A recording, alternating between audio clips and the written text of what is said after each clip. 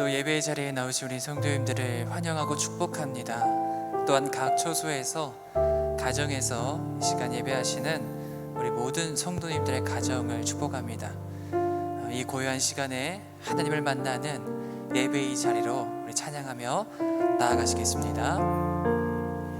주님과 함께하는 고요한 시간, 주님과 함께하는 이 고요한 시간, 주님의 보좌 앞에 내 마음을 쏟네. 모든 것 아시는 주님께 감출 것 없네. 내 맘과 정성 다해 주 바라나이다. 온 맘 다해 사랑합니다. 온 맘 다해 주 알기 원하네. 내 모든 삶 당신 것이니 주만 섬기리. 온 맘 다해 나 염려하지 않아도 내 쓸 것 아시니. 나 오직 주의 얼굴 구하게 하소서. 다 이해할 수 없을 때라도 감사하며 날마다 순종하며 주 따르오리다. 온 맘 다해 사랑합니다. 온 맘 다해 주 알기 원하네. 내 모든 삶 당신 것이니 주만 섬기리. 온 맘 다해 사랑합니다. 온 맘 다해 사랑합니다. 온 맘 다해 주 알기 원하네. 내 모든 삶 당신 것이니 주만 섬기리. 온 마음이 상한 자를, 마음이 상한 자를 고치시는 주님, 하늘의 아버지 날 주관하소서. 주의 길로 인도하사 자유케 하소서. 새 일을 행하사 부흥케 하소서. 의에 줄이고 목이 마르니 성령의 기름 부으소서. 의에 줄이고 목이 마르니 내 잔을 채워 주소서. 성령으로 채우사 주보게 하소서. 주의 임재 속에 은혜 알게 하소서. 주 뜻대로 살아가리. 세상 끝날까지 나를 빚으시고 새날 열어주소서. 의에 줄이고 목이 마르니 성령의 기름 부으소서.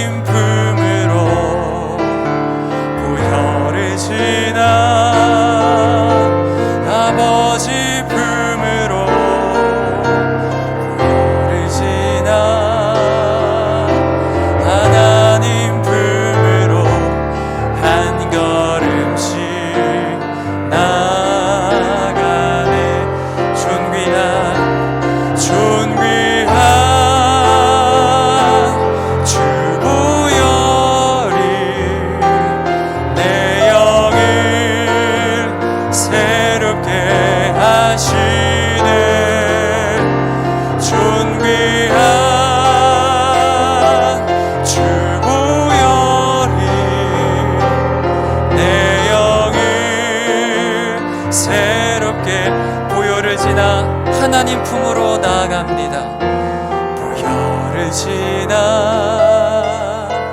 하나님 품으로 보혈을 지나 아버지 품으로 보혈을 지나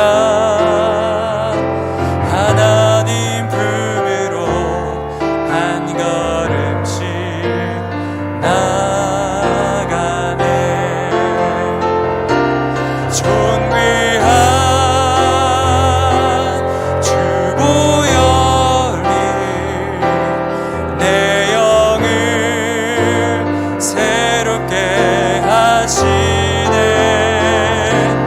존귀한 주 보혈이 내 영을 존귀한 주 보혈이 존귀한 주 보혈이 내 영을 새롭게 하시네. 존귀한 주 보혈이 내 영을 새롭게 하네.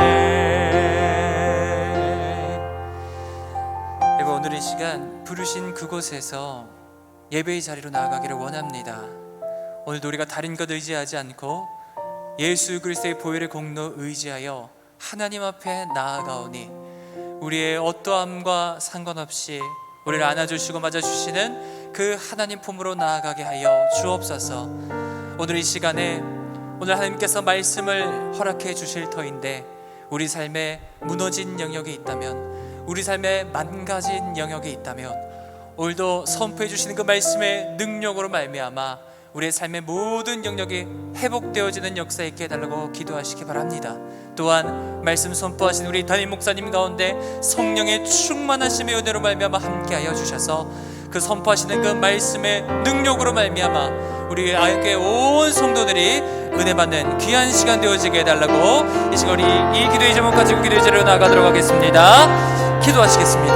하나님 아버지, 오늘도 우리가 다른 것 의지하지 아니않고 오직 보혈의 능력 의지하여 하나님 품으로 나아갑니다. 우리의 어떠함과 관계없이 우리를 안아주시고 우리를 맞아주시는 하나님 아버지, 오늘도 하나님과의 그 깊은 만남의 시간을 통하여 우리 삶의 무너진 영역, 망가진 영역, 그 모든 영역들이 회복되어지는 귀한 역사 있게 하여 주시옵소서. 또한 말씀 선포하시는 우리 담임 목사님 가운데 성령 충만함의 은혜를 내려 주옵시고 진리의 말씀 배워나실 때에 성령 하나님께서 역사하여 주셔서 오늘의 시간에 가정에 그 부름받은 각각의 그 예배 처소마다 하나님 그 성전의 동일한 은혜가 있게 하여 주옵시며 아이의 모든 성도들이 그 하나님의 말씀의 능력으로부터 오는 그 임재로부터 오는 귀한 능력을 경험하는 귀한 시간 되어질 수 있도록 하나님께서 인도하여 주시옵소서. 예수님의 이름으로 기도하옵나이다. 아멘.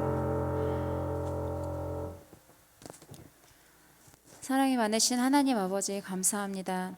이 어려운 시기 가운데서도 우리를 사랑하셔서 예배의 자리로 인도해 주신 주님의 은혜 감사드립니다. 우리의 연약함으로 인해 주님을 근심케 했던 우리의 허물을 불쌍히 여기시고 주님의 보혈로 깨끗하게 하여 주시옵소서.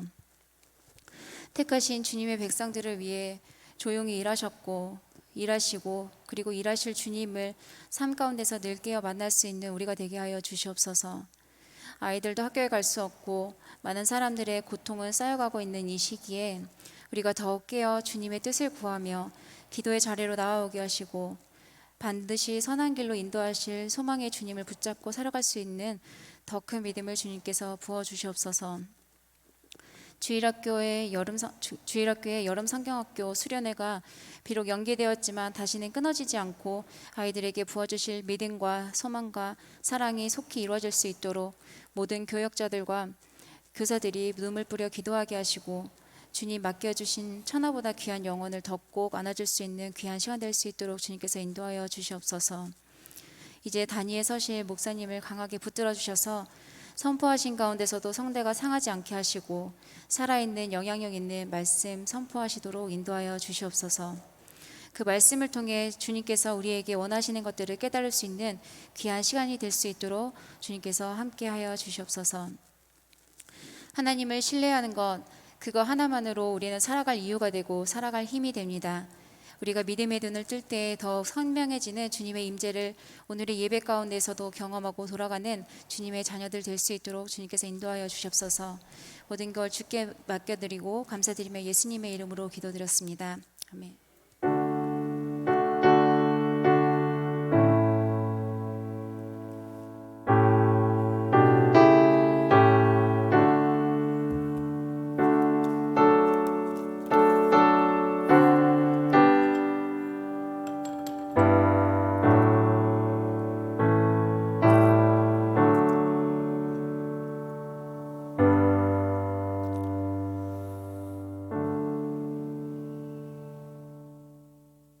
하나님 말씀은 사무엘상 10장 17절부터 27절까지 보겠습니다.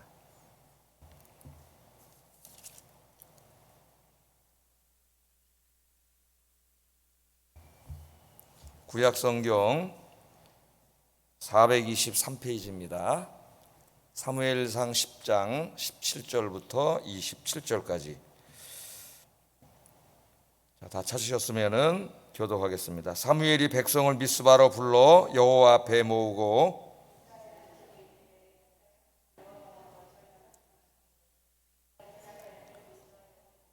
너희를 애굽인의 손과 너희를 압제하는 모든 나라의 손에서 건져내었느니라 하셨거늘 너희는 너희를 모든 재난과 고통 중에서 친히 구원하여 내신 너희의 하나님을 오늘 버리고 이르기를 우리 위에 왕을 세우라 하는도다. 그런즉 이제 너희의 지파대로 1000명씩 여호와 앞에 나아오라 하고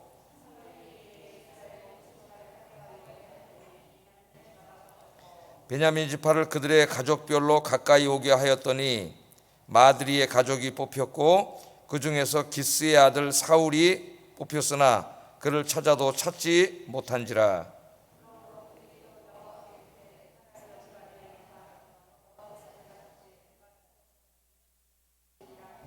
그들이 달려가서 거기서 그를 데려오매 그가 백성 중에 서니 다른 사람보다 어깨 위만큼 컸더라.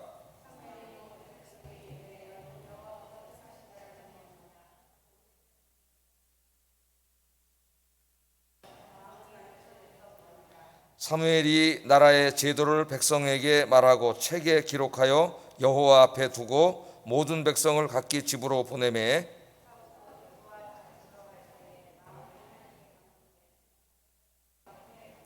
함께 읽습니다. 어떤 불량배는 이르되 이 사람이 어떻게 우리를 구원하겠느냐 하고 멸시하며 예물을 바치지 아니하였으나 그는 잠잠하였더라. 아멘. 자, 오늘은 이 말씀을 가지고 하나님께서 우리에게 원하시는 것들, 그런 주제로 말씀을 전하겠습니다. 오늘 3일 예배 시간인데 오늘 전 교인이 다 오지 못하시고 또 필수 인원이 와서 지금 예배를 드리고 있습니다. 이곳에서 예배를 드리시는 우리 성도님들, 또 오늘 가정에서 이 방송을 통해서 함께 이제 예배를 드리시는 우리 성도님들 가정 위에 오늘 동일한 은혜가 함께 하시기를 주의 이름으로 축복합니다. 네. 자, 하나님께서 우리에게 이루시기를 원하시는 것들, 이런 주제로 말씀을 전하려고 하는데요. 오늘 본문은 이제 사무엘이 이스라엘 사람들을 다 이 미스바 광야에 모아놓고 이스라엘의 왕을 공식적으로 뽑아서 세우는 그런 이야기입니다. 계속 우리가 8장부터 이스라엘이 이제 왕을 달라 그래가지고 우리도 이제 하나님이 직접 다스리는 신정은 싫고 왕이 다스리는 왕정을 하게 해주세요. 이런 요구들에 대해서 하나님께서 어떻게 말씀하셨는지, 또 어떻게 이것이 준비되었는지, 사람들은 몰랐지만 하나님이 어떻게 일하고 계셨는지, 이런 주제들을 여러 주에 걸쳐서 공부를 했어요. 자, 그 사울이 기름 부음을 받았습니다, 이미. 그런데 그 아는 사람이 없죠. 이스라엘 사람들 아무도 알지 못해요. 사무엘하고 사울밖에 알지 못합니다. 오늘 이제 하나님께서 공적인 이 공식적으로 왕을 세우시는 그런 장면이 본문에 나오는데, 오늘 이 본문을 통해서 하나님께서 우리에게 원하시는 것들이 무엇이 있는지 한 3가지 정도 좀 생각해 보려고 합니다. 지금 제 3가지 오늘 설교할 내용들을 제가 요약해 놨어요. 첫째는 하나님 의지하기. 하나님 우리에게 원하시는 게 뭐냐? 하나님 의지하고 사는 것. 두 번째는 하나님의 사랑 깨닫기. 하나님 우리 사랑하시는데 우리가 그걸 깨닫지 못하고 살 때가 많이 있죠. 우리가 깨닫지 못하면 하나님의 사랑을 전혀 느끼지 못하는 거예요. 두 번째는 하나님 사랑 깨닫기. 세 번째는 하나님 말씀 사랑하기. 이렇게 3가지 정도를 오늘 이 시간에 좀 생각해 보려고 합니다. 자, 오늘 이 왕을 뽑는 이야기를 통해서 하나님 우리에게 주시는 첫 번째 교훈은 하나님의 백성들의 안전을 지켜주는 것은 인간의 정치, 군사 시스템이 아니라 하나님이라는 것을 말씀해 주십니다. 하나님. 또 왕이나 또 그 정치나 또 그들이 만들어 놓은 어떤 그 정치 체계나 뭐 군사력이나 경제력이나 이런 것이 아니라 하나님의 백성들은 하나님이 지켜주신다. 그러니까 뭐 의지하고 살아야 돼요? 왕 의지하지 말고 돈 의지하지 말고 군사력 의지하지 말고 하나님 의지하고 살아야 된다. 사실 이 왕을 세우는 이야기 중에서 계속해서 하나님 강조하시는 말씀이 바로 이 말씀이에요. 이제 오늘 하나님이 왕을 세우시는데 왕을 세우시기 전에 다시 한번 하나님이 이 말씀을 하세요. 다시 한번 18절 한번 읽어보겠습니다. 시작.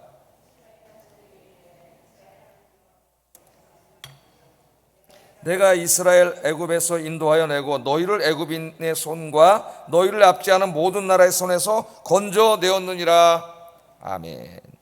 자, 이 말씀을 하시고 19절 20절도 계속해서 이제 이 말씀을 하나님께서 하셔요. 이제 지금 이스라엘 백성들을 미스바 광야에 다 모아놨습니다. 그래서 이제 누가 왕이 될지 아무도 몰라요. 어느 지파에서 왕이 나올지도 모르는데 제비 뽑기를 통해서 하나님께서 하셔요. 지금은 이제 투표를 통해서 왕을, 선거를 통해서 대통령을 뽑지요. 선거를 통해서 이제 많은 표를 얻은 사람이 대통령이 됩니다. 그럼 그 사람 지지하지 않았어도 우리 헌법 안에서는 그 사람이 다수의 득표를 얻어서 대통령이 되면은 대통령으로 인정을 해야 되는 거죠. 대통령이 되는 거예요. 근데 자, 이 고대 사회에서 이제 처음으로 왕을 뽑을 때 하나님이 택하신 방법은 제비 뽑기입니다. 자, 왕을 뽑는데 모든 사람들이 보기에 공정하게 뽑아야 될 거 아니에요. 지금 우리 사회 공정의 문제가 제일 지금 심각한 문제가 되고 있어요. 공정하게 뽑아야 되지 않습니까? 그래서 공정하게 뽑는 게 뭐냐면 이제 제비 뽑기예요. 이 제비 뽑기가 어떻게 시행되어 있는지는 우리가 잘 알지 못하지만은 아마 이제 뭐 12지파가 있지 않습니까? 레위 지파 빼면 11지파인데 제가 이제 상상력을 발휘해 보면은 아마 어떻게 보면 11지파 이름을 집어넣어 놓고 거기서 이제 한 지파를 뽑아내면 11분에 하나 뽑힐 거 아니에요. 그 지파를 뽑으면 이제 베냐민 지파가 뽑히잖아요. 그럼 그 안에서 어떤 이제 많은 게 그 종족들이 있잖아요. 종족이라는 거 우리가 뭐라 그래 이걸?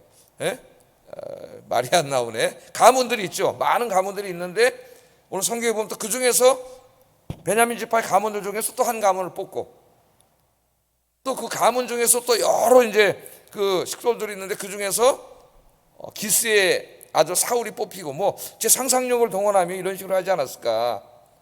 그러니까 다 자기네 지파가 뽑히기를 바라고 또 자기네 가문에서 나오기를 바라고 그랬겠지만은 이제 뽑히는 대로 하는 거니까 공정하죠. 누구나 이렇게 더 많은 이득을 주거나 뭐 뒤에서 더 많이 이런 게 없잖아요. 누구나 똑같은 조건 하에서 똑같이 뽑는 거죠. 그래서 이제 드디어 사울이라고 하는 사람을 뽑는 그런 내용이 제비 뽑기를 통해서 사울을 왕으로 세우는 내용이 이제 오늘 전체 내용입니다. 그런데 이 투표를 하기 전에 하나님이 이스라엘 백성들에게 다시 한번 강조하는 말씀이에요. 이스라엘 자손에게 이르되 이스라엘 하나님 여호와께서 이같이 말씀하시기를 내가 이스라엘을 애굽에서 인도하여 내고 이스라엘의 이제 애굽에서 출애굽해가지고 구원을 받을 때 이야기를 다시 하시는데 하나님이 뭐라 그래요? 너희를 애굽에서 구해낸 것이 나다. 내가 너희를 구해냈다. 그렇게 말씀을 하시고 또 너희를 압제하는 모든 나라의 손에서 너희를 건져낸 게 나다. 그 말씀을 하세요. 하나님께서 여기 내가 너희를 건져내었다는 말을 하나님 강조하십니다. 내가 너희를 건져내었다. 왜 이거를 하나님이 강조하고 계시죠? 이스라엘이 깨닫지 못하기 때문에 자기들이 이제까지 이렇게 안정되게 또 이렇게 그나마 평안하고 번영을 누리면서 살 수 있었던 것은 하나님이 자기들 이렇게 지켜주셨기 때문이에요. 근데 이스라엘이 깨닫지 못해요. 지금 자꾸 왕을 달라 그래. 하나님 필요 없으니까 왕을 달라 그래. 왕이 우리를 지켜줄 거라고 자꾸 그렇게 얘기를 하는 거예요. 그러니까 하나님이 그들의 요구대로 왕을 세워주지만 중요한 것을 다시 한번 깨닫게 하십니다. 너희를 이제까지 누가 애굽에서 구해냈느냐? 애굽에서 나와서 이 가나안 땅을 점령하고 오늘 살기까지 수많은 전쟁이 있었는데, 너희들을 치려고 하는 많은 민족들이 있었는데, 그 수많은 전쟁에서 누가 너희를 구원해 줬느냐? 내가 하지 않았느냐? 내가 하지 않았느냐? 여러분 절대 잊지 마시기 바랍니다. 오늘 이 시간까지 여러분이 이렇게 살아오셨는데, 이제까지 여러분이 이 자리에 있기까지 여러분 도와주신 것은 하나님의 은혜인 줄로 믿습니다. 우리가 그걸 잊어먹고 살 때가 많아요. 교만한 사람 다 자기가 했다 그래. 야, 내가 참 대단하다 이렇게 생각을 해요. 우리 목사들도 교만에 빠지면 내가 했다 그래. 내가 하긴 뭘 내가 해. 누가 다 해주신 거예요. 하나님이 해주신 건데 잊어먹고 자꾸 자기가 했다 그러니까 오늘 하나님 내가 했다 그렇게 얘기를 합니다. 우리 한번 좀 생각을 해보세요. 애굽 출애굽할 때, 출애굽에서 막 이제 가다가 그 홍해 앞에 그 모래사장에 이제 진을 치고 있었지 않습니까? 근데 이 애굽 왕 바로가 군대를 몰고 다 죽이려고 쫓아오고 있어요. 그러니까 이제 쫓아오니까 앞에는 홍해 바다가 있습니다. 뭐 죽는 거죠. 갈 수가 없잖아요. 200만 사람 어디로 가요? 바닷가 앞에 있는데 지금 군대가 쳐들어오고 있는데 이게 꼼짝없이 죽을 수밖에 없어요. 그런데 어떻게 했느냐? 출애굽기 14장 19절 20절 한번 읽어보겠습니다. 시작.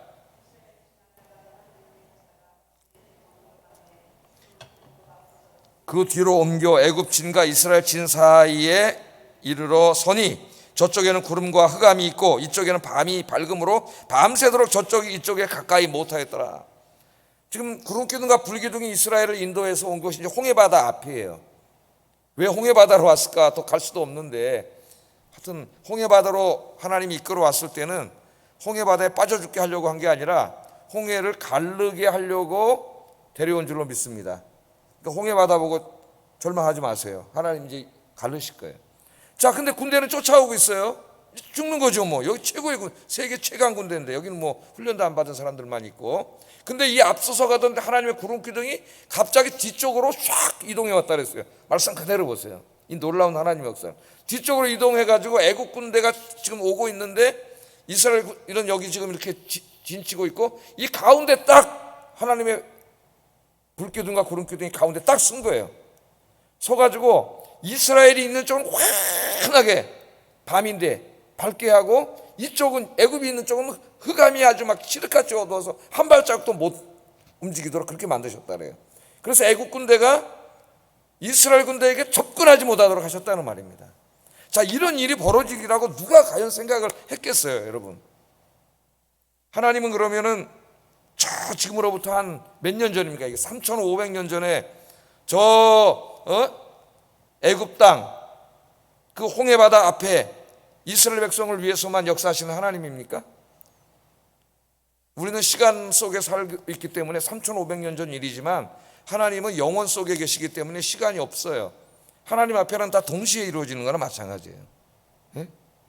그래서 성경은 하나님은 어제나 오늘이나 동일하셔. 3,500년 전에 하나님이신데 그게 어리석은 생각이에요. 하나님은 동일하신 하나님이에요. 우리를 해하려고 코로나 바이러스가 몰려오고 온갖 이 땅에 고통이 위험 요소들이 몰려온다 할지라도 하나님께서 우리를 지켜주시는 줄로 믿습니다. 그 가운데를 꽉 막으셔가지고 이 죽음의 세력이 코로나 바이러스든 뭐 그게 뭐든 간에 하나님이 탁 막으니까 접근하지 못하잖아요. 접근하지 못해요. 그래서 여러분 이 말씀을 가지고 기도할 때 기도하세요.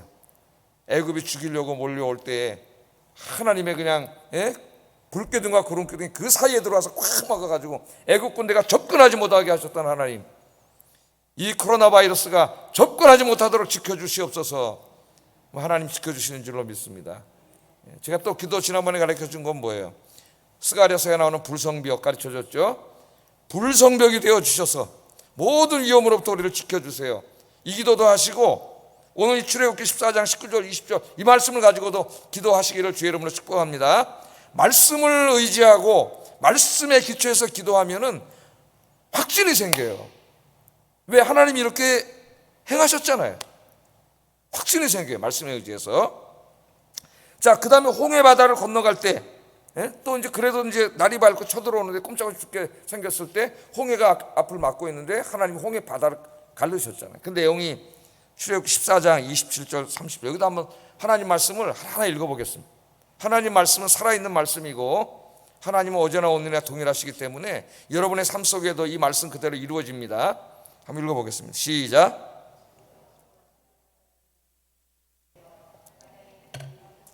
애굽 사람들이 물을 거슬러 도망하나 여호와께서 애굽 사람들을 바다 가운데 엎으시니 물이 다시 흘러 병거들과 기병들을 덮되 그들의 뒤를 따라 바다에 들어가 바로의 군대를 다 덮으니 하나도 남지 아니하였더라.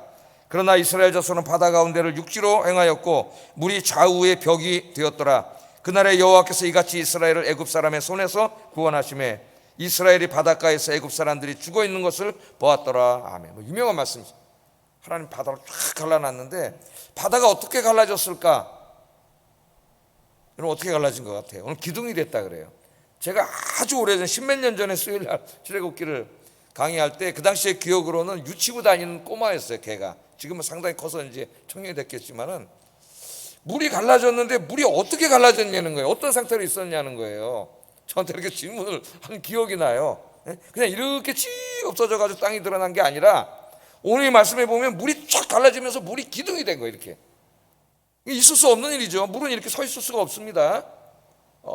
그런데 그렇게 됐다 그래요. 성경을 보면 물이 갈라져서 기둥이 되고 길이 나가지고 그 사이로 이스라엘 사람들이 다 건너가요. 근데 애국 군대가 지금 쫓아오고 있습니다. 이스라엘 사람들이 다 건너가니까 하나님 어떻게 했어요? 이 벽이 된 물을 확 덮어가지고 애국 군대는 다 죽여버렸어요. 나중에 사람들이 건너가서 보니까 애굽 사람들이 죽어 있는 것을 보았다 그래요. 홍해를 하나님 가르신 거죠.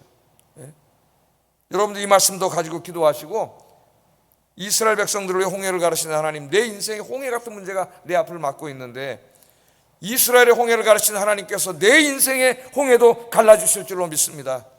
그렇게 믿음으로 기도하면은, 믿고 기도하면은 하나님이 갈라주시는 거예요. 홍해도. 그냥 믿지 않고 기도하고 그냥 진짜 될까 말까 맨날 그런 식으로 기도하면은 하나님의 응답이 없는 거죠. 하나님이 이처럼 애굽 손에서 놀라운 방식으로 내가 너희를 구원했지 않느냐, 왜 그걸 잊어먹느냐. 사람들은 금방 잊어먹어. 하나님 이렇게 해주셨는데 왜 그걸 잊어먹느냐 말씀을 하십니다. 계속 또 우리가 한번 생각해 보세요. 또 이제 광야를 지나갈 때 아멜렉 군대가 막 쳐들어와가지고 이스라엘을 쳤을 때도 모세는 산에 올라가서 기도하고 여호수아는 군대가 뭐 군대나 있었겠어요? 훈련도 안 받은 사람들인데 나가서 싸웠을 때 하나님께서 아말렉 군대를 이기게 하셨죠. 그래서 여호와 니스의 하나님이 되었죠. 여호와 나의 깃발, 여호와 나의 승리, 하나님 이기게 해주셨습니다. 좀 우리가 한번 이렇게 되짚어 보는 거예요.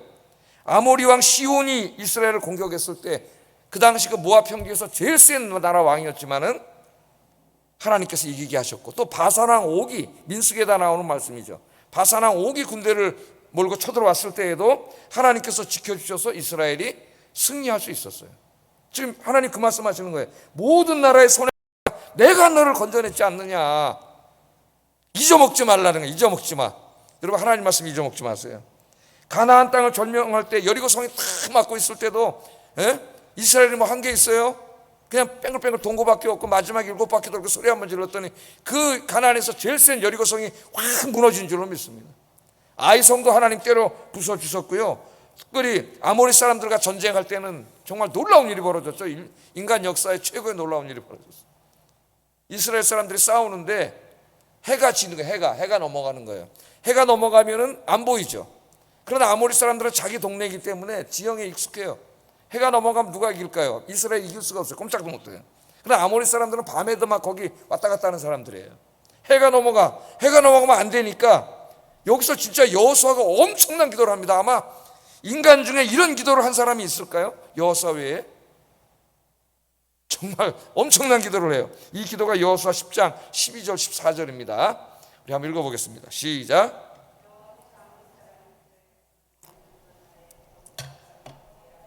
이스라엘의 목전에 이르되 태양아 너는 기브온 위에 머무르라 달아 너도 아얄론 골짜기에서 그리할지어다 하매 태양이 머물고 달이 멈추기를 백성이 그 대적에게 원수를 갚기까지 하였더라.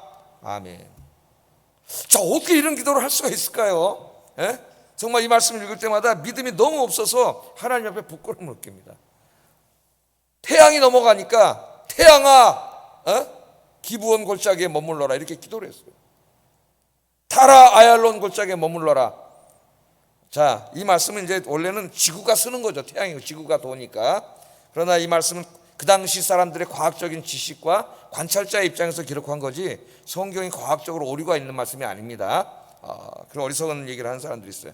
하여튼 그 시대 사람들은 관찰자의 입장에서 태양이 돈다고 생각을 했지 지구가 돈다고 누가 생각을 했겠어요.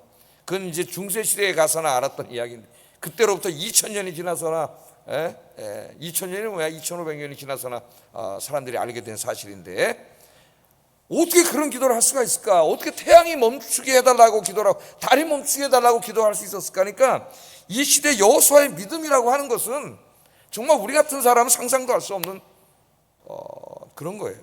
그런 믿음으로 기도했기 때문에 정말 태양이 멈추고 달이 멈추는 역사가 일어났습니다.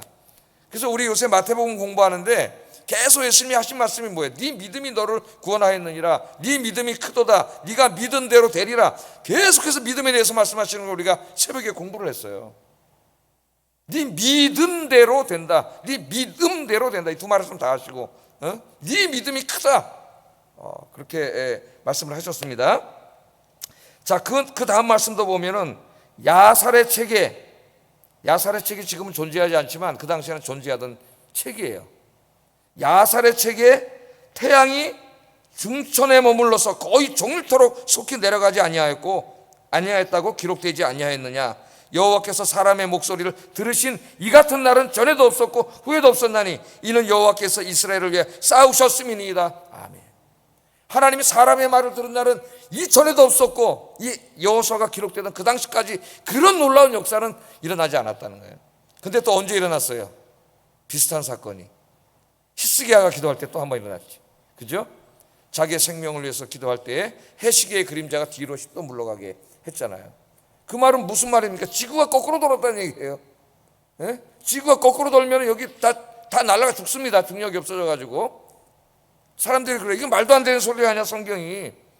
그냥 지가 모르는 거예요.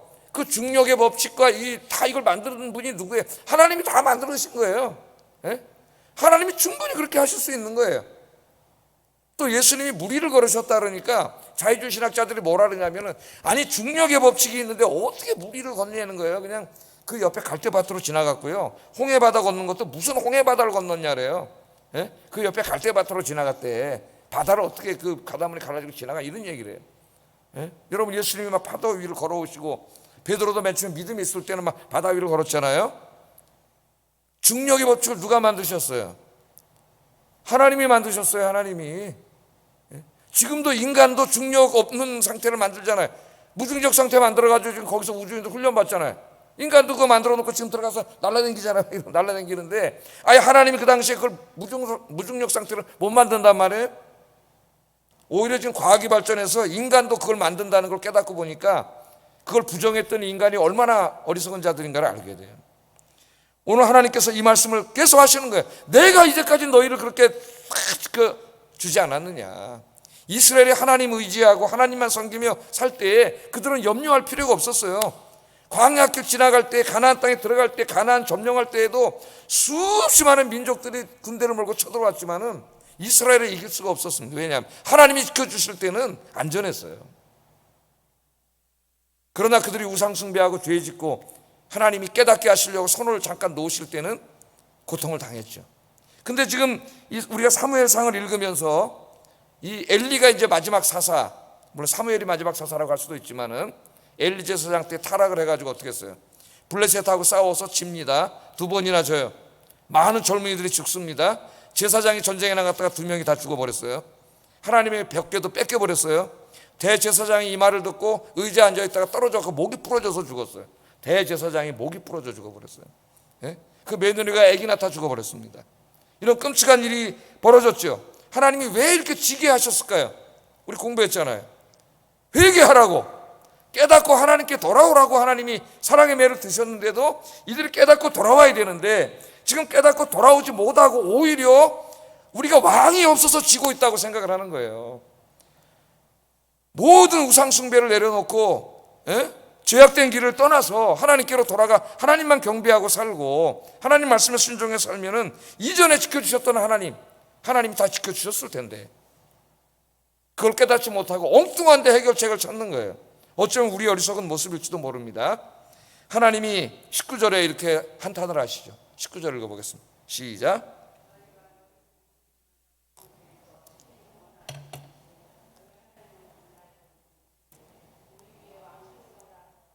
아멘. 너희가 너희를 모든 재난과 고통 중에서 친히 구원하여 내신 너희 하나님을 오늘 어떻게 했다는 거예요?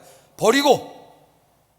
왜 버린 거예요? 뭘 보고 버렸다래요? 하나님을 의지하지 않겠습니다. 이제 우리 왕을 의지하고 살겠습니다. 우리 인간이 만드는 정치 의지하고 살겠습니다.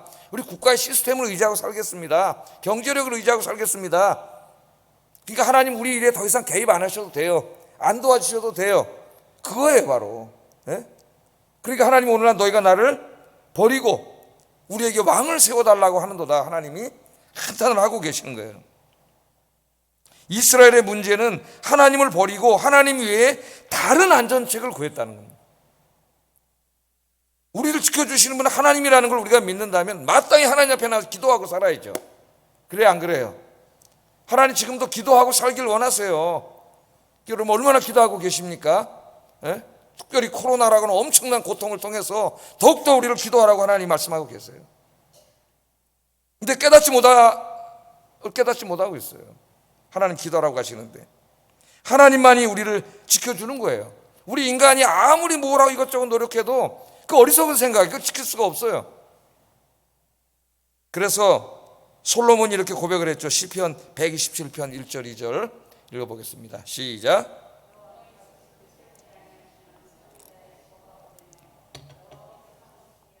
파수꾼에 깨어 있음이 헛되도다. 너희가 일찍 일어나고 늦게 누우며 수고의 떡을 먹음이 헛되도다. 그러므로 여호와께서 그의 사랑하시는 자에게는 잠을 주시는도다. 아멘. 우리가 아무리 말이죠 집을 세우고 파수꾼이 나가서 보초를 열심히 서고 아침 일찍부터 일어나서 막 여기저기 뛰어다니면서 일을 하고 밤 늦게까지 일을 하고 온갖 걸 다 해도 하나님이 지켜주지 않으면 말짱 헛수고라는 거예요. 그게 어리석은 짓이라는 거예요. 정말 중요한 게 하나님을 의지하고 하나님 앞에 나서 기도하는 것인데 이건 하지 않고 온갖 자기가 다 어떻게 자기 집을 세우고 가정을 세우고 마치 무슨 국가의 안전이 다 우리들 손에 달린 것처럼 그런 일은 열심히 하는데 물론 뭐 국방력도 키워야 되겠지만은 하나님을 의지하지 않는 거죠. 기도하지 않고 그냥 아침부터 밤늦게까지 그냥 세상에 나가서 뛰어다니는데 그게 무슨 소용이 있냐는 거예요. 하나님이 지켜주지 않으면 이 모든 게 헛것이 헛것. 하나님이 지켜주셔야 됩니다. 힘든 시기를 우리가 보내고 있는데 하나님은 졸지 아니하시고 주무시지 아니하시고 하나님의 택하신 백성들을 지켜주세요. 그래서 여러분 오늘 이 시간부터 첫 번째 우리 이제 적용점, 기도점이 하나님께만 소망 두고 하나님만 의지하고 살기를 주의 이름으로 축복합니다. 그게 더욱더 기도하는 삶이에요. 기도하는 삶. 자, 두 번째, 오늘 이 말씀이 주는 두 번째 교훈을 좀 찾아보겠습니다. 두 번째 교훈은 이스라엘이 이렇게 하나님을 배신했음에도 불구하고 하나님께서는 여전히 이스라엘을 사랑하셨다는 거예요. 야, 우리가 만약에 이렇게 거꾸로 배신을 당했다면은 다시는 꼴도 안 보지. 내 앞에 다시는 나타나지 마라. 꼴도 안 볼 거야. 그런데 우리 하나님께서는 하나님 스스로가 말씀하셨잖아요. 네가 오늘날 내가 너를 이렇게 다 지켜주고 보살펴줬는데도 배은망덕하게 나를 버렸다 얘기했지만 그럼에도 불구하고 하나님께서는 어떻게 하셔요? 그들을 사랑하셔요. 자, 하나님이 사랑하시는 이 하나님의 사랑의 행동이 어떻게 나타나냐면은 이스라엘의 왕을 세우는 데서 나타납니다. 왕을 세우는 데서. 왕을 세운다는 것은 하나님을 버리는 거 아니에요. 알았어, 니네 맘대로 해라. 그렇게 나 같으면 그렇게 했을 것 같은데 그래 알았어, 네 멋대로 해. 그럼 그냥 어떻게 해서 왕을 세워놓고 그냥 그 왕이 권력을 이제 막 남용해가지고 막 이제 이방 나라들처럼 그 왕의 노예가 돼서 막 다 살다 멸망해 버릴 거예요. 근데 우리 하나님께서 그렇게 하지 않으시고 왕제도를 달라고 하는 것은 하나님을 저버리는 것인데도 불구하고 하나님이 그 왕을 직접 뽑아주시려고 최선을 다하세요. 예? 왜냐하면은 이 왕정이 갖고 있는 그 위험성에 대해서 하나님이 이미 알고 계시잖아요. 우리 사무엘상 8장 11절 17절 정치는 결국 이런 것이다. 우리 다시 한번 읽어보겠습니다, 여러분. 여러분 찾아보세요. 제가 너무 많아서 안 써온 것 같아요. 내가 11절 17절 성경 말씀을 한번 보세요. 자, 왕제도가 얼마나 위험한 제도인가, 권력을 가진 자들이 어떤 자들인가, 권력의 속성을 보여줘요. 근데 어리석은 인간들이 그 권력에다 충성을 다하고 권력을 의지하고 살아요. 하나님께 충성 안 하고 하나님 의지하지 않고 얼마나 어리석은지 몰라요. 보세요. 이르되 너희를 다스릴 왕의 제도는 이러하니라. 그가 너희 아들들을 데려다가 그의 병거와 말을 어거하게 하리니 그들이 그 병거 앞에서 달릴 것이며 그가 또 너희의 아들들을 1000부장과 50부장 삼을 것이며 자기 밭을 갈게 하고 자기 추수를 하게 할 것이며 자기 무기와 병거와 장비도 만들게 할 것이며 다 데려다 노예처럼 부려먹는다는 거지, 권력자들이. 예? 그가 또 너희의 딸들을 데려다가 향료 만드는 자와 요리하는 자와 떡 굽는 자로 삼을 것이며 그가 또 너희의 밭과 포도원과 감람원에서 제일 좋은 것을 가져다가 자기의 신하들에게 줄 것이며 그가 또 너희의 곡식과 포도원 소산의 11조를 거두어 자기의 관리와 신하에게 줄 것이며 그가 또 너희의 노비와 가장 아름다운 소년과 나귀들을 끌어다가 자기를 시킬 것이며 국민들이 열심히 일해서 돈 벌어 세금으로 다 뺏어다가 그 권력을 유지하고 같이 일하는 신하들에게 다 나눠준다는 거예요. 이 권력자들이 고대 사회부터 지금까지 그 백성들의 고요를 빨아먹었잖아요. 이 세금을 걷어들여가지고. 그러면서 뭐라 그래요? 너희의 왕 때에 10분의 1을 거두어 가리니 너희가 그의 종이 될 것이다. 결국 너희는 네가 그 왕이 너희를 지켜주고 보살펴주고 사랑해줄 거라고 생각하는데 알지 못해서 하는 말이에요. 권력의 속성을. 결국 권력자들은 선거 때만 알랑거리지 그 다음에 뽑아놓으면 나머지 임기 동안에는 어떻게든지 이걸 갖다가 자기 권력을 누리고 경제적인 부를 누리고 이런 짓을 하는 거죠. 권력을 남용하고. 하나님이 말씀해 주셨어요. 그러니까 정치는 다 쓰잘데기 없는 것이다. 제가 늘 바랍니다. 하나님 의지하고 사시는 여러분들에게 주의 이름으로 축복합니다. 자, 이렇게 왕을 그냥 내버려 두면은 뻔히 이스라엘은 이런 노예 사회가 되는 거예요. 왕의 노예 사회가 되는 거예요. 그래서 하나님께서는 그렇게 하지 않게 하기 위해서 그나마 그래도 지금 이스라엘 사람들 중에서 그래도 제일 하나님을 경외하고 한 사람의 인간으로도 훌륭한 사람을 뽑아주시려고 노력하셨죠. 그죠? 예? 그래서 다른 나라들하고는 다르게 하려고. 그래야 이스라엘 백성들이 좀 행복하게 살 수 있잖아요. 그렇게 만들어주시려고 그랬어요. 그래서 우리가 사무엘상 9장에서 하나님이 왜 사울을 택하셨는지를 공부했습니다. 기억이 나시나요? 사울은 하나님을 경외하는 사람이었다 그랬어요. 또한 인간적으로 훌륭한 사람이었다 그랬습니다. 책임감이 강하고 성실한 사람이었고 다른 사람을 배려할 줄 아는 사람이었고 또 효자였다 그랬어요.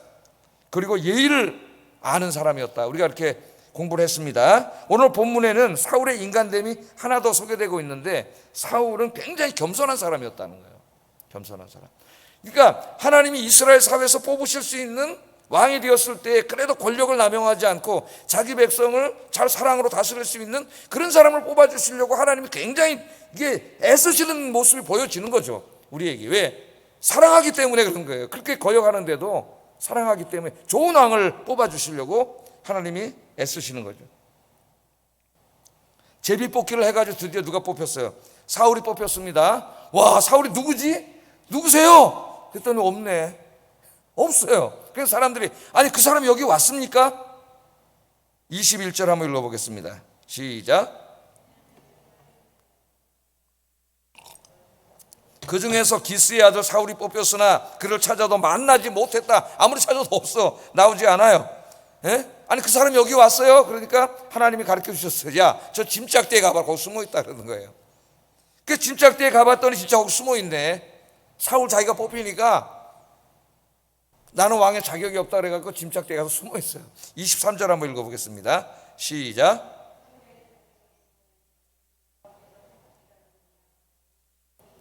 (23절) 그들이 달려가서 거기서 그를 데려오매 그가 백성 중에 선이 다른 사람들보다 어깨 이만큼 컸더라. 또 키는 굉장히 컸던 것 같습니다. 사울이 다른 사람보다 어깨 하나가 더 컸다 그러니까요.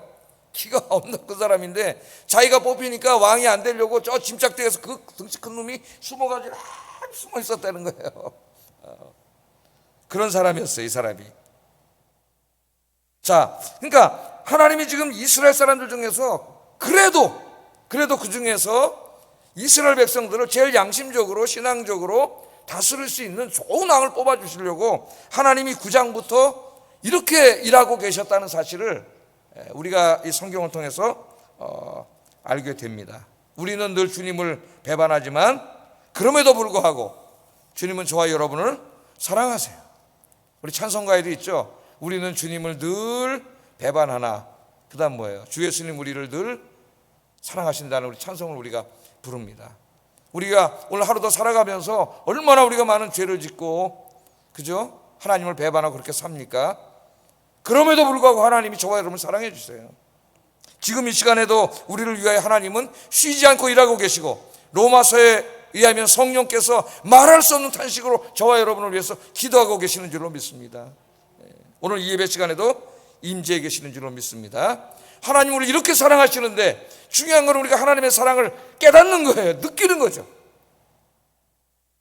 그래서 오늘 이 시간에 하나님의 사랑을, 깊은 사랑을 깨닫고 하나님의 사랑의 품 안에 안기는 시간이 되기를 주의 이름으로 축복합니다. 하나님이 나를 얼마나 사랑하는지를 깨닫는 게 이게 참 중요한 거예요. 자, 마지막으로 세 번째 교훈은 우리의 인생은 하나님의 말씀 위에 세워줘야 한다는 것입니다. 하나님의 말씀 위에 세워줘야 한다. 이게 이제 세 가지 오늘 설교에서 하나님이 우리에게 원하시는 것들이에요. 자, 사무엘은 사울을 왕으로 세운 후에 이스라엘이 지켜야 할 법도와 법령을 다 만듭니다. 그리고 만든 다음에 그 법령을 하나님 앞에 갖다 두었어요. 하나님 앞에. 25절 한번 읽어보겠습니다. 시작.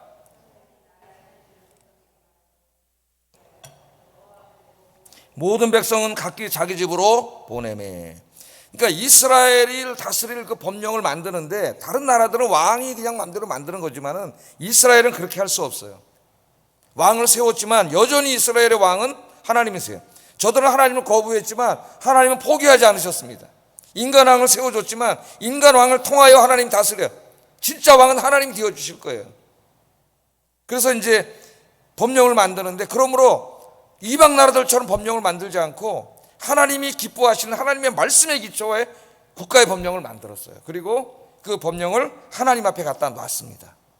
그러니까 이스라엘은 왕정이 됐지만 이방의 다른 나라들처럼 하면 안 되는 거죠. 어디에 세워져야 돼요? 하나님 말씀 위에 세워져야 되고 모든 일을 하나님의 말씀대로 해야 돼요. 말씀대로. 자, 우리의 인생도 마찬가지라는 거예요. 우리의 인생도. 오늘 이 말씀이 주는 우리의 교훈이 뭐냐? 우리의 인생도 하나님의 말씀의 기초 위에 세워져야 된다. 말씀 위에. 그래서 이제 가정을 이룰 때 결혼식을 하는데, 결혼식을 할 때 꼭 마지막에 뭐를 해요? 하나님의 말씀 성경책을 제가 이제 이렇게 주고 신랑 신부가 성경책에 손을 두 사람이 얹고 기도를 합니다. 그때 뭐라 그래요? 이 두 사람이 이제 살아가는데 하나님의 말씀의 기초 위에 가정을 세우고 말씀 위에서 살아가게 하여 주시옵소서. 그렇게 기도를 하죠. 왜?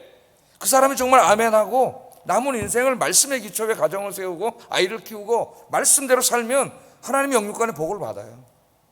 그럴 때 목사가 복 받는 길을 가르쳐 주는 거예요. 말씀의 기초 위에 가정을 세우게 해달라고.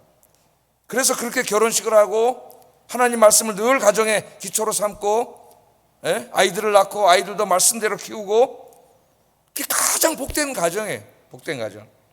하나님이 그걸 신명기에서 가르쳐 주시지 않았습니까? 쉐마 이스라엘, 그 유명한 들어라 이스라엘아 하시는 쉐마 이스라엘을 통해서 가르쳐 주신 말씀은 신명기 6장 6절 9절. 신명기 6장입니다. 6절 9절 한번 읽어보겠습니다. 시작.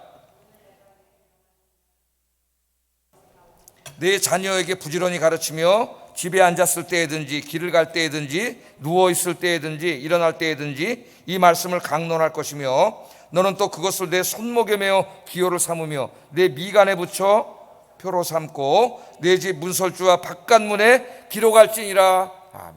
이게 이제 이스라엘 백성들과 언약을 맺으면서 하나님께서 이제부터 너희의 삶은 말씀의 기초 위에 세워져야 된다. 그 너들뿐만 아니라 네 자식들, 또 또 네 사회도 다 마찬가지라는 것을 하나님이 주신 쉐마 이스라엘, 이스라엘 백성들이 제일 사랑하는 말씀입니다. 쉐마 이스라엘. 자, 먼저 여러분들이 하나님 말씀을 어디다 마음에 두라 그랬잖아요. 마음. 하나님의 말씀. 여러분의 마음에 뭐가 있어요? 돈이 있습니까? 세상에 있습니까? 예? 뭐 세상에 좋은 것들 갖고 싶은 그런 욕망이 가득 차 있습니까? 다 내려놓고 그 마음 속에 하나님의 말씀을 둬야 돼요. 마음은 한 사람의 지성과 의지와 성품의 중심입니다. 우리는 우리의 지성과 의지와 성품의 중심에 하나님의 말씀을 둬야 돼요. 늘 내가 살아가려고 할 때 하나님 말씀이 내 마음속에 있어야죠. 예? 하나님 말씀을 듣고 읽고 묵상하고 암송하면 그 말씀이 내 마음의 중심에 있습니다. 무슨 일을 결정할 때에도 항상 하나님의 말씀이 있어요. 그 다음에는 하나님의 말씀은 내 마음의 중심이 돼야 되고 내 가정의 중심이 돼야 된다. 하나님께서는 가정에서 이 자녀들에게, 특별히 자녀들에 대한 말씀을 하세요. 하나님의 말씀을 부지런하게 가르쳐라. 집에서도 길을 갈 때에도 누워있을 때에도 일어날 때에도 하나님의 말씀을 가르치라 그랬어요. 그러니까 아이들 교육에 제일 중요한 게 뭐냐? 하나님 말씀 가르치는 거다. 이걸 잊어먹으면 안 됩니다. 우리 엄마들이 거꾸로 할 수가 있어요. 하나님 말씀 가르치는 것보다 더 중요한 건 없다.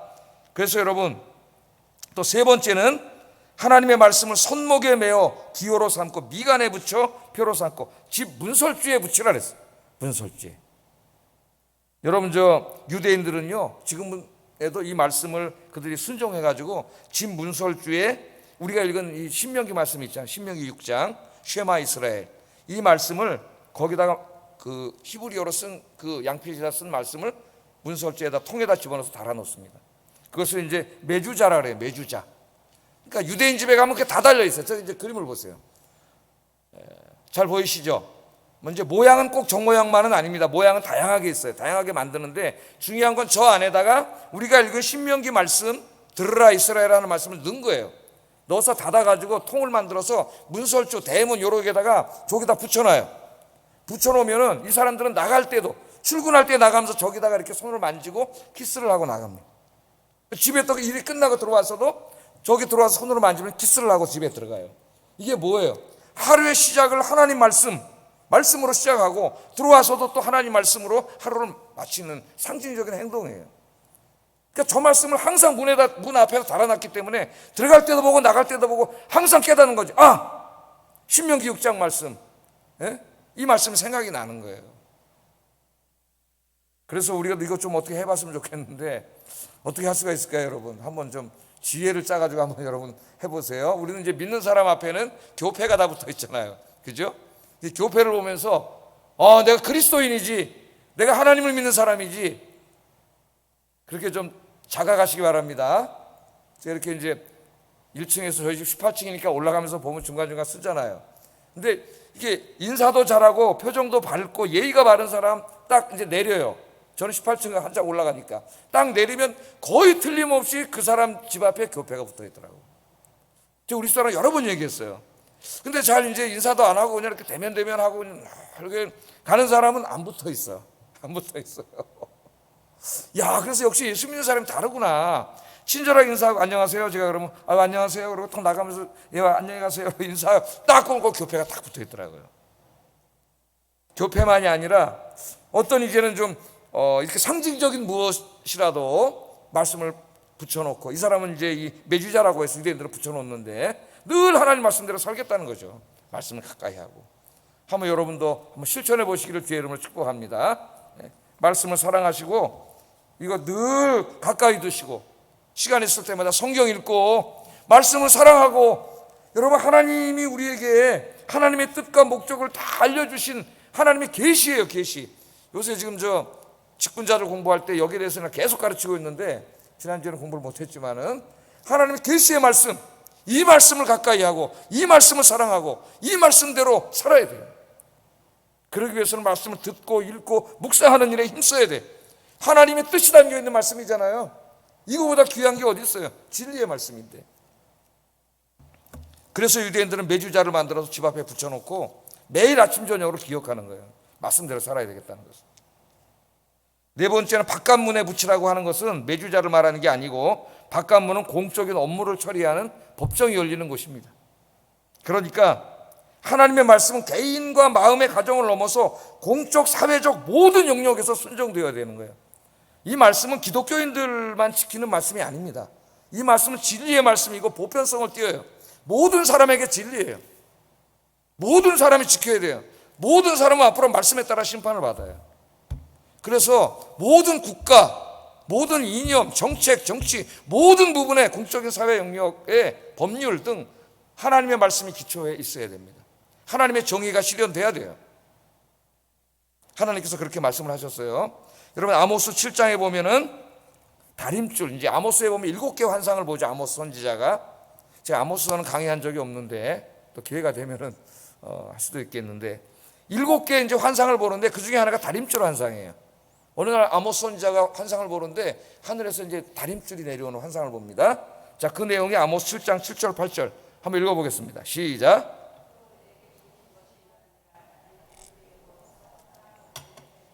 손에 다림줄을 잡고 서셨더니 내게 이르시되 아모스야 내가 무엇을 보느냐. 내가 대답하되 다림줄입니다. 주께서 가라사대 내가 다림줄을 내 백성 이스라엘 가운데 베풀고 다시는 용서하지 아니하리. 오늘 하나님이 아모스를 불러서 보니까 하나님이 다림줄이 뭐예요? 건물 질 때 그 실에다가 줄을 달아가지고 이제 이렇게 있으면은 이렇게 딱 잡고 있으면 수직으로 딱 서죠. 그러니까 다림줄에 맞춰서 이제 벽돌을 쌓아야 돼요. 수직으로 올라가야만 무너지지 않습니다. 근데 이 하나님이 잡고 있는 다림줄은 말씀의 다림줄이에요. 그러니까 한 사람의 인생이라든지 국가든지 이스라엘은 특별히 신정국가에 있으니까 우리의 인생이 이렇게 이제 위로 쌓아가는데 하나님의 말씀의 다림줄을 항상 묵상하면서 하나님의 말씀과 같이 수직으로 같이 가야 돼요. 말씀에 따라 살아야 돼요. 하나님의 말씀의 다림줄을 내려놓지 않으면 자기 멋대로 살다 보면 이 담이 똑바로 올라가야지 이게 무너지지 않는데 90도로 올라가지 않고 삐딱하게 세상을 향해서 이제 탐욕과 욕망으로 이렇게 가게 되면 나중에 저절로 무너져 버려요, 인생이. 우리 예수님도 마태복음 7장에서 말씀대로 살지 않는 인생은 모래 위에 집은 집과 같아서 다 무너져 버린다 그랬잖아요. 어느 날 하나님께서 말씀의 다림줄을 내리셨어요. 이스라엘 사람들이 진짜 말씀대로 살았는지 말씀의 다림줄을 내리니까 말씀의 다림줄이 쫙 수직으로 내려와 보니까 이스라엘 사람들의 삶이 다 이렇게 돼 있어요. 이렇게 돼 있어야 되는데 다 이렇게 돼 있는 거예요. 하나님 뭐라 그러세요? 내가 용서치 아니하리라. 그렇게 말씀을 합니다. 늘 하나님의 말씀의 다림줄을 내려놓고 말씀을 묵상하면서 정말 우리 신앙생활을 어떻게 보면은 말씀대로 살기 위한 몸부림이라 할 수가 있겠어요. 우리 안에 아직까지 죄악된 죄성이 있기 때문에 자꾸 세상으로 끌려나가요. 탐욕과 욕심에 의해서. 말씀이 없이는 우리는 백전백패입니다. 기도와 말씀, 늘 기도하고 말씀 묵상해서 하나님 말씀대로 말씀과 함께 똑같이 똑바로 살아가시는 여러분 되기를 주의 이름으로 축복합니다. 기도하겠습니다.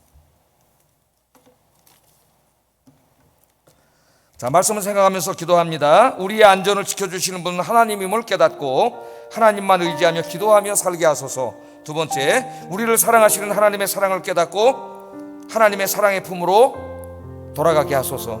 세 번째, 하나님의 말씀 위에 우리의 인생을 세우게 하소서. 기도하겠습니다. 사랑과 은혜가 충만하신 아버지 감사합니다. 오늘 귀한 말씀을 통하여 특별히 사울을 이스라엘의 왕으로 공식적으로 제비 뽑아 세우는 이 말씀을 통해서 하나님이 우리에게 원하시는 것들 세 가지를 이 시간에 함께 묵상해 보았습니다.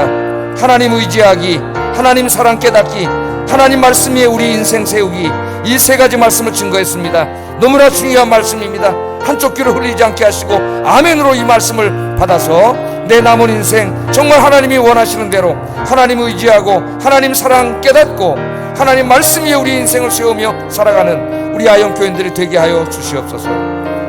예수님 이름으로 기도드립니다. 아멘. 546장 찬송하겠습니다.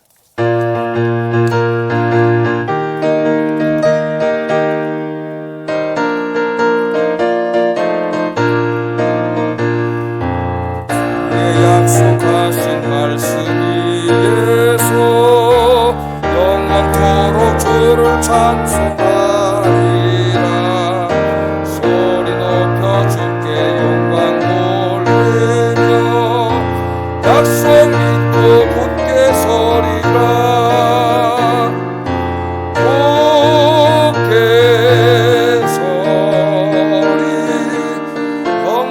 영원하신 말씀 위에 굳게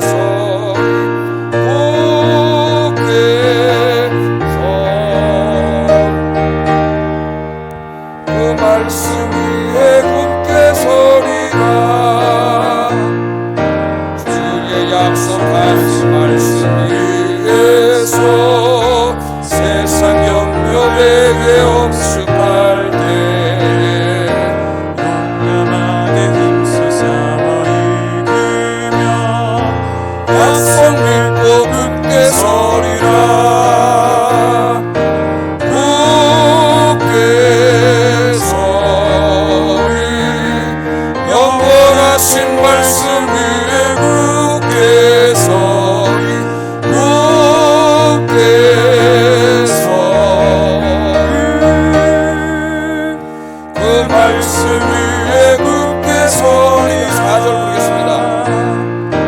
주님 약속하신 말씀 위에서 성령 인도하는 대로 행하며 주님 품에 항상 안식 얻으며 약속 믿고 굳게 서리라. 굳게 서리 영원하신 말씀 위에 굳게 서리. 굳게 서리 그 말씀 위에 굳게 서리라. 할렐루야. 교회 소식 알려드리겠습니다. 오늘은 1600명을 넘었고 어제보다 오늘도 더 많은 확진자가 지금 나오고 있는 그런 가운데 있습니다. 예배가 이제 우리에게 어려움으로 다가오는데요. 새벽 예배는 정상적으로 드리고 있습니다. 그래서 오늘 새벽에도 보니까 다른 때보다 조금 더 많이 오셨는데 새벽에 와서 예배 드리시고 기도하는 것을 여러분에게 권합니다. 큰 은혜가 있습니다. 수요 예배는 이렇게 2주 동안 지금 돼 있으니까 다음 주에도 4시에 함께 이렇게 모여서 드립니다. 이 예배는 이제 7시 반에 여러분이 컴퓨터에 접속하시면 핸드폰이나 이런 방송이 돼서 가정에서 또 우리 성도님들이 함께 예배하실 수 있습니다. 금요기도회는 당분간 쉬겠고요. 주일 예배는 이제 문자로 다시 공지하겠지만은 잘 들으세요. 주일 예배는 작년 예배는 9시에 드립니다. 9시에 이제 장로님들하고 교육자들이 모여서 교회에서 예배를 드리고 동시에 드립니다. 실시간입니다. 이번에는. 그러니까 여러분도 일찍 준비하고 계시다가 한 10분 전에 접속을 해놓으면은 찬송이 나오다가 9시에 같이 드리는 거예요. 여러분들은 가정에서 드리는 거죠. 다 가정에서 드리고 교회에서 드리고, 그래서 한 공간에 모이지 못했지만 그런 아쉬움이 있고 안타깝지만은 한 공동체로 우리가 함께 하나님 앞에 예배를 드리는 겁니다. 그래서 예배를 그렇게 실시간으로 드리겠고요. 혹시 이제 놓치면 안 되겠지만 놓치시게 되면은 그런 분들은 녹화가 돼 있으니까 또 1시부터 다시 이렇게 시작을 하시면 되겠습니다. 자, 그리고 우리 주일학교 예배는 11시에 드립니다. 11시에. 그러니까 엄마 아빠들이 예배를 마치고 11시에 이것도 실시간으로 드립니다. 그래서 예배 필수 인원들이 이제 선생님들 나와서 여기서 예배를 해서 실시간으로 엄마 아빠랑 함께 아이들 집에서 예배를 드립니다. 청년부도 실시간으로 합니다. 청년부는 오후 1시에 청년부 예배 시간에 또 필수 인원만 나와서 예배를 드리고 우리 나머지 청년들은 집에서 함께 가정에서 이렇게 함께 예배를 드리도록 2주 동안 그렇게 하려고 합니다. 많은 좀 우리가 함께 모여서 예배하는 것보다는 어려움이 있겠지만은 이 가운데에도 하나님의 은혜가 함께하기를 주의 이름으로 축복합니다. 나라와 민족을 위해서 기도해 주시고 하나님께서 속히 이 땅에 이 전염병을 치유하셔서 다시는 우리 예배가 어려움을 겪지 않도록 기도하시고 또 이 나라 지켜주시도록 기도해 주시면 감사하겠습니다. 다른 광고 없으시면은 축도로 예배 마치겠습니다. 이제는 우리 주 예수 그리스도의 은혜와 하나님 아버지의 극진하신 사랑하심과 성령의 감화 감동 역사 충만하심과 인도하심이 오늘 3가지 하나님이 원하시는 것들, 하나님 의지하고 살기, 하나님 사랑 깊이 깨닫기, 하나님 말씀 위에 우리의 인생 세우기 절대로 잊어먹지 않게 하시고 주님 오신 날까지 이 말씀대로 살아가기로 다짐하고 결심하는 아이언교회 성도들 머리 위에 가정 위에 이제로부터 영원토록 함께 있을지어다. 아멘.